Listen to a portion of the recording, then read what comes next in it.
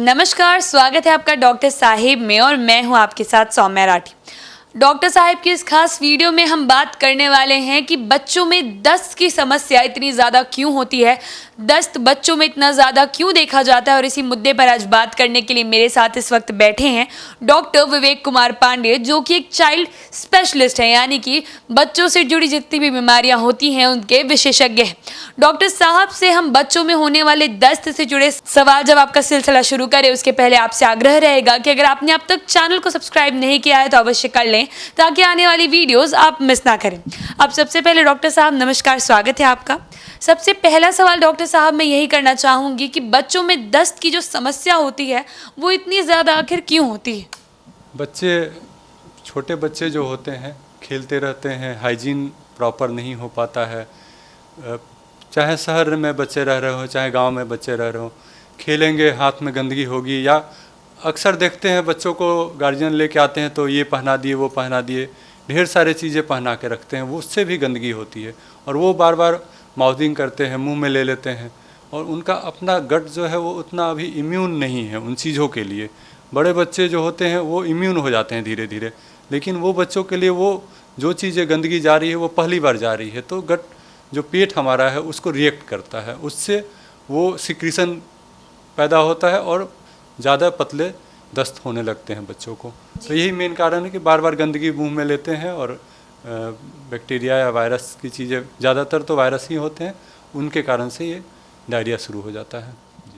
अगर किसी को दस्त हो रहा है तो बच्चे का शरीर किस तरीके से प्रभावित होता है, ये जानना बहुत ज़्यादा ज़रूरी है। दस्त बहुत ही कॉमन है। पहले तो ये है कि हमारे सोसाइटी में दस्त जो है बच्चों को बहुत ज़्यादा केसेज आते हैं दस्त को लेके, तो इसका प्रभाव बहुत ज़्यादा बॉडी पे पड़ता है, स्पेशली किडनी पे पड़ता है। अगर समय पे ध्यान नहीं दिया जाता है, बच्चे डिहाइड्रेट हो जाते हैं तो उसका सीधा प्रभाव हमारे किडनी पे पड़ता है। बहुत बार किडनी ख़राब भी हो सकता है अगर बहुत ज़्यादा सीवियर केसेज में, तो बहुत ध्यान देने की बात होती है। जब भी दस्त हो बच्चे जब दस्त होता है तो ढेर सारा पानी शरीर से बाहर निकलते रहता है, उसमें वोमिटिंग भी साथ में एसोसिएटेड रहता है, जुड़ा रहता है। तो उस समय हमको बच्चे को दूध जो माँ का दूध पी रहे हैं उनको दूध रोकना नहीं है, कंटिन्यू दूध पिलाते रहना 6 मंथ्स से नीचे के बच्चों को। उसके अलावा जो बच्चे बड़े हैं उनको ORS का घोल वो एकदम ज़रूर से देना है। ORS का घोल आपको जैसे ही बच्चे को डायरिया शुरू हो गया तुरंत ORS का घोल, उसके लिए आपको डॉक्टर से बहुत सलाह लेने की ज़रूरत नहीं है। जितने वो ORS का घोल के ऊपर लिखा रहता है कि कितने पानी में घोलना है, 200 ml वाली पुड़िया रहती है और एक लीटर वाली पुड़िया, कोई भी पुड़िया को लाके उतने पानी में घोल के पिलाना शुरू कर देना है ताकि बच्चे को शरीर में डिहाइड्रेशन नहीं हो, पानी की कमी नहीं हो। और उसके अलावा जब भी बच्चे डायरिया में जाते हैं तो उनको और भी बीमारियां जो बच्चों में इम्यूनिटी लो होने के कारण होती है तो वो भी होने का खतरा बढ़ जाता है। यही सवाल डॉक्टर साहब मैं अगला पूछने वाली थी कि अगर किसी बच्चे में सही इलाज मिलने के बावजूद, हर चीज़ के बावजूद लगातार दस्त की समस्या अगर सामने आ रही है तो वो और किन बीमारियों की तरफ इशारा कर रहा है? बहुत सारे बच्चे आते हैं, दस्त तो ऐसे 2 से 3 दिन में खुद से भी ठीक हो जाता है। अगर हम प्रॉपर उनका ध्यान रखें, हाइड्रेशन मेंटेन रखें तो खुद से ठीक हो जाएगा। बहुत ज़्यादा इसमें जैसा बहुत सारे लोग तुरंत दवा लेके एंटीबायोटिक वगैरह शुरू करते हैं, उसकी ज़रूरत नहीं है। हाइड्रेशन का ध्यान रखेंगे, फूड पे ध्यान देंगे कि फूड से कोई एलर्जी तो नहीं हो रही है, तो वो खुद से ही ठीक हो जाता है। उसके अलावा अगर बहुत ज़्यादा डायरिया हो रहा है तो डॉक्टर से मिलेंगे, प्रोबायोटिक्स वगैरह चलेगा तो वो ठीक हो जाएगा। कभी कभी जब बच्चों को फीवर रहता है या बहुत ज़्यादा म्यूकस और ब्लड आता है, कभी कभी स्टूल में जो ब्लड आ जाता है तो उस समय एंटीबायोटिक का रोल होता है। या कभी कभी फीवर बहुत ज़्यादा, बहुत दिनों से फीवर चला आ रहा है, डायरिया हो रहा है, तो उस समय एंटीबायोटिक की ज़रूरत होती है। तो ये सब ज़रूरत पड़ता है।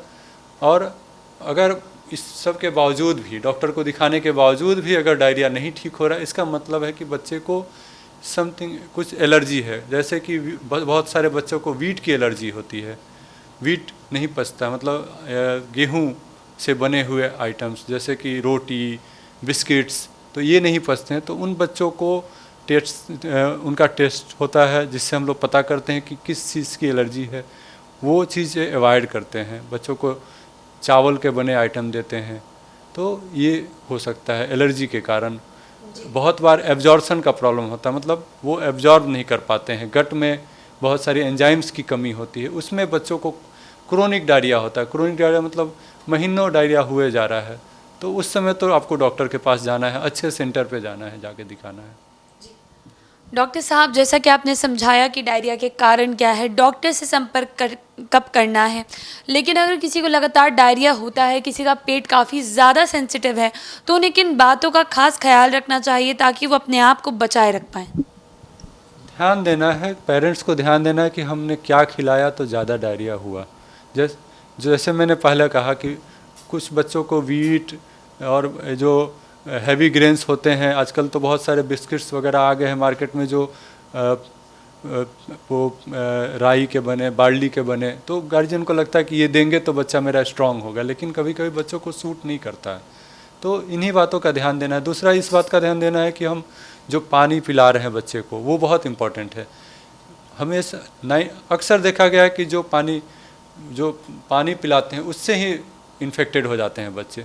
तो पानी पे ध्यान देंगे, अगर आपके पास अच्छे फिल्टर हैं तो वो ठीक है, नहीं तो बॉयल कर लेंगे। बेस्ट उपाय है कि आप बॉयल कर ले, पानी को छान के रख ले और बच्चों को पिलाएं। उससे बहुत ज़्यादा परसेंटेज में बच्चों का जो डायरिया का प्रॉब्लम है सॉल्व हो जाता है, वो ठीक हो जाता है। उम्मीद करती हूँ कि डॉक्टर साहब ने जितने सरल तरीके से हमें समझाया है कि दस्त की जो समस्या बार बार होती है, उसका उपचार किस तरीके से किया जा सकता है, बचाव किस तरीके से किया जा सकता है, इन बातों को आप ध्यान में रखेंगे और अपनी अपनी ज़िंदगी में अपनाएंगे भी।